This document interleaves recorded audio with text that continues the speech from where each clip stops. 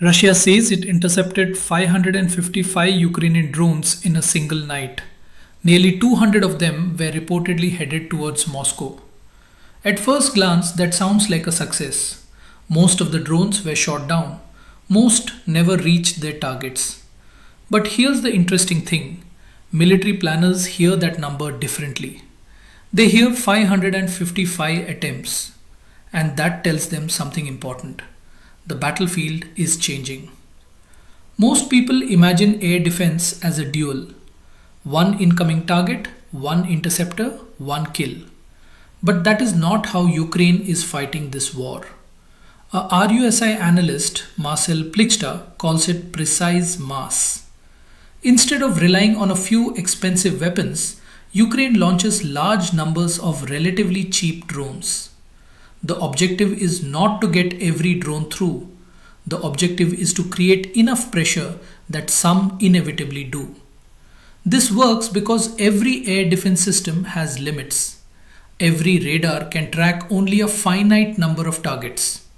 Every launcher can guide only a finite number of missiles. Every operator can process only a finite amount of information. Now imagine 50 drones arriving, or 100, from different directions, at different altitudes. Some may be decoys, others may be carrying explosives. The challenge is no longer interception. The challenge is capacity. Military planners call this saturation, and saturation creates what they call the leaker problem.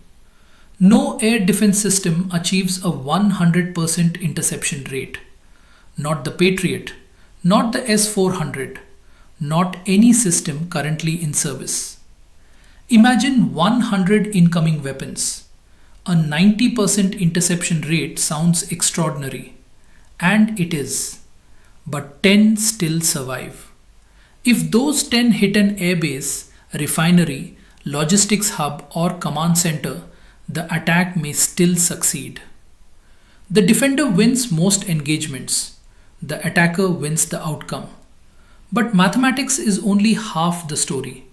The other half is economics. A long-range Ukrainian drone such as the Luty or Bober is often estimated to cost between $20,000 and $50,000. An advanced interceptor missile may cost hundreds of thousands, sometimes millions. A Patriot PAC-3 interceptor can cost several $1 million. Now think about that. If I spend $50,000 forcing you to spend $2 million, who is under more pressure? This is what defense analysts call the cost exchange problem. Every drone destroyed has to be replaced. Every interceptor fired has to be replaced. The contest becomes industrial. Who can build faster? Who can sustain production longer? Russia faces another challenge: geography. It is the largest country on earth. Its military facilities, air bases, refineries, and logistics hubs are spread across enormous distances. No country can defend everything equally. Choices have to be made, and the attacker only needs one opening. The defender must close all of them. That imbalance favors the attacker. So why can't Russia stop Ukraine's drones? The answer is not that Russian air defenses do not work. Clearly they do.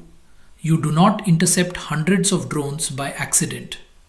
The answer is that Ukraine has found a way to exploit the limits of modern air defense itself, the limits of capacity, the limits of economics, and the limits of geography.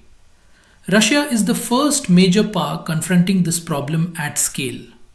It is unlikely to be the last.